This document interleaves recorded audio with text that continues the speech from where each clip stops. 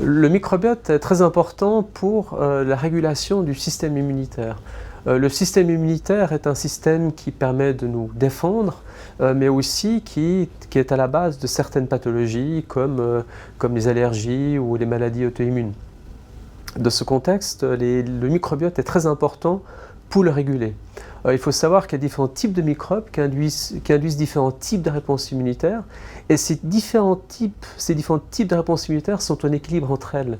Lorsqu'on tue un type de microbe, par exemple les bactéries, eh bien, on va induire un déséquilibre dans les réponses immunitaires qui peuvent amener à des allergies.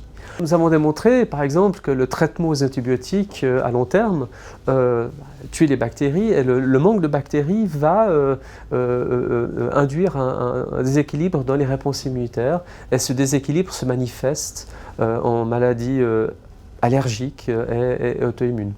Donc la présence des microbes est très importante pour notre fonctionnement normal, pour le fonctionnement équilibré du système immunitaire.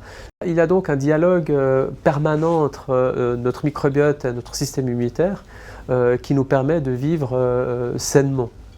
Ce dialogue commence très tôt dans la vie. Il commence déjà chez la mère enceinte. Le microbiote de la mère produit ce qu'on appelle des métabolites, des produits bactériens qui vont passer de la mère au fœtus et qui ont un effet sur le développement du fœtus et même du système immunitaire du fœtus.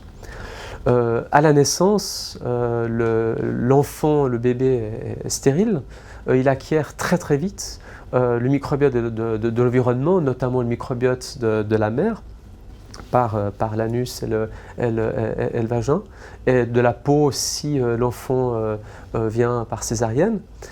Et ce microbiote va avoir une influence très rapidement sur le développement du système immunitaire de l'enfant. Il a été montré que certains microbes sont importants pour rien que l'élaboration du système immunitaire. Certaines structures du système immunitaire ont besoin des microbes pour se développer. Ces structures aboutissent à la formation d'anticorps qui sont très importants pour maintenir ce dialogue sain entre le microbiote et le système immunitaire. Et puis il y a une notion encore plus profonde qui est de programmation à long terme.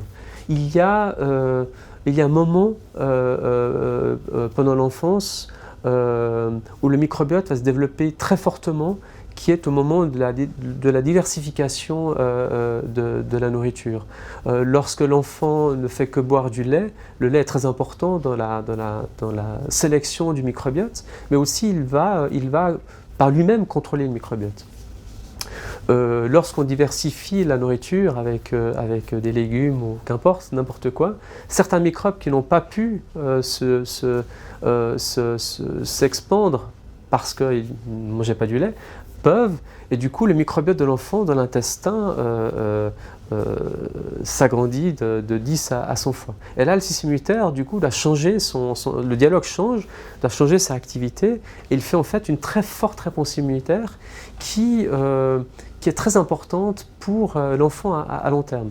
Et l'on a remarqué que cette première très forte réponse du système immunitaire au microbiote eh bien, va programmer son système, va se programmer lui-même à long terme pour des années dans le type de réponse que l'enfant va développer. Notamment, il a pu être montré que plus un enfant, un nouveau-né a dû être traité avec des antibiotiques parce qu'il a fallu, il avait certainement une infection, eh bien, plus il a été au contact d'antibiotiques, plus il aura tendance à développer des allergies et des maladies inflammatoires de l'intestin. Donc c'est vraiment des maladies qui sont des maladies de déséquilibre des réponses immunitaires. Et on a pu répliquer ça expérimentalement, on le montre très très bien, que certaines bactéries, à ce moment-là, de la diversification nutritionnelle, vont instruire les réponses immunitaires très tôt et stabiliser ce type de réponse qui fait que l'enfant va plutôt être allergique, plutôt pas allergique du tout, ou peut-être, c'est des choses qu'on a encore démontrées, peut-être plus apte à se défendre contre certaines infections. On ne sait pas encore comment cette programmation fonctionne, mais c'est l'objet des recherches courantes.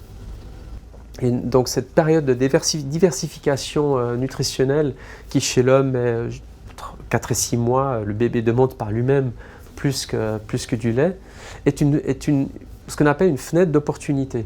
C'est-à-dire que si l'enfant n'est pas au contact de microbes à ce moment-là, eh ben cette opportunité est perdue. Si l'enfant ne peut pas avoir certains microbes, le système immunitaire va se développer d'une certaine façon et on montre qu'il est très difficile de rattraper cette perte-là.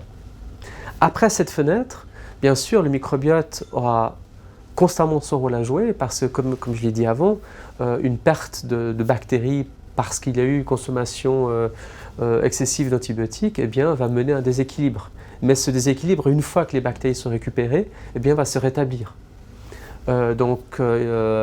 L'absence de microbes induit un déséquilibre, mais qu'on peut compenser. Par contre, si il n'y avait pas de microbes pendant cette fenêtre lors de la diversification nutritionnelle, eh bien là, on n'arrive pas à le rattraper, on n'arrive pas encore à le rattraper. Et c'est une source de questionnement et de recherche pour nous, de comprendre comment, déjà, identifier les enfants qui auraient ce défaut de programmation, et ensuite comment y remédier, reprogrammer le système immunitaire, parce que pendant cette fenêtre d'opportunité, l'enfant n'a pas été programmé par le microbiote.